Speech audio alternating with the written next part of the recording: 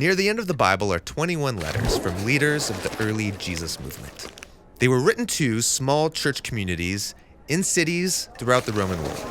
Now, writing letters took a lot of money and effort in the ancient world, and so each one was crafted carefully from beginning to end.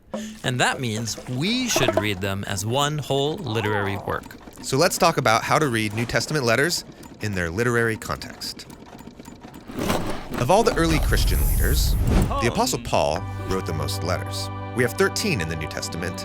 I often imagine him alone in his study, writing long theological essays. But Paul didn't work or write alone. In fact, he often names people from his team who helped him produce the letters. Oh, right, like Timothy or Silas. Yeah, Paul was constantly with his missionary teammates, on the road working out ideas as they talked and debated and taught together.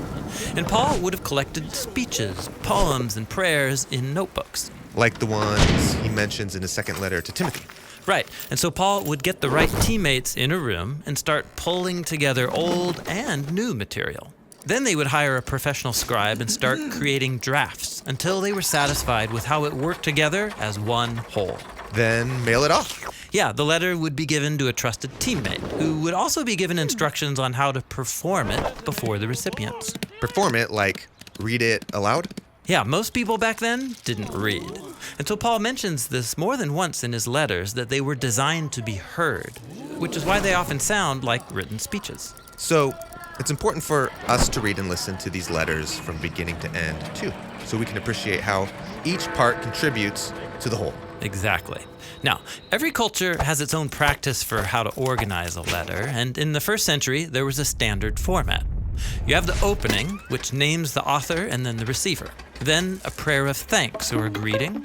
Then comes the body of the letter. This part is the main reason for writing in the first place, what the receiver's supposed to know or do something about.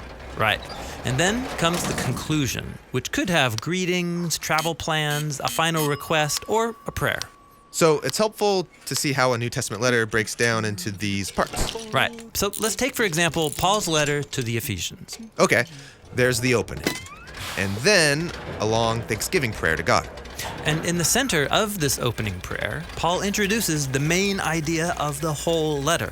It's about God's plan.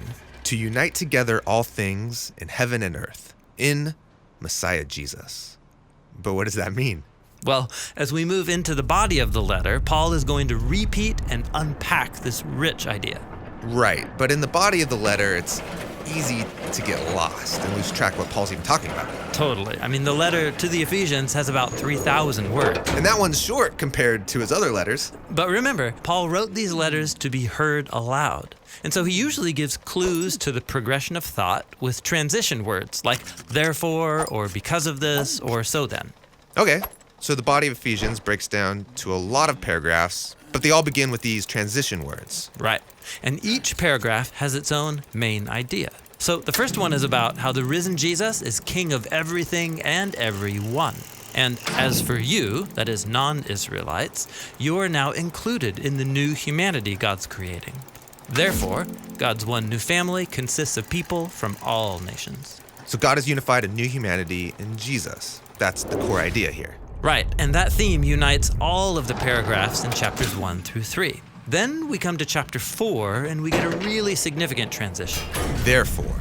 Yeah, that transition word is actually a hinge between the first and second half of the letter. God's unified a new humanity in Jesus. Therefore what? Great question. Let's keep going, and we'll summarize the paragraphs of chapter 4. God's one new humanity is really diverse. So we must live together as God's new creation. And that, therefore, requires that we learn how to love and forgive each other because we are one. This section is all about living in unity. Right, and so you can see now how all the parts of the letter fit together into one flow of thought.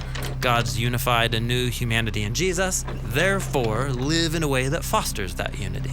Seeing it broken down like this is really helpful. It's like a roadmap, so I don't get lost. Right, and you can read every New Testament letter this way. Break it down into smaller parts to see the message of each paragraph. And then trace repeated ideas and transition words to see how they all connect back together. Then you'll see how the apostles brilliantly combined all of the pieces into a literary whole that spoke to Jesus' first followers and can still speak to us today.